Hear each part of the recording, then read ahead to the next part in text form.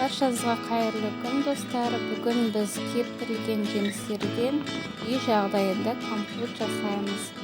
Бізге компот жасау үшін ең алдымен осындай кептірілген жемістерді жақсылап жуып дайындап аламыз. Жасамас бұрын сіздер міндетті түрде жақсылап тазарғанша жуыңыздар.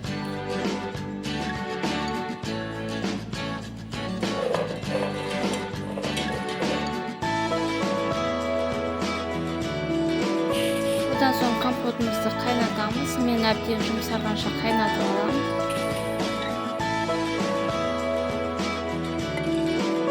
Одан соң кішкене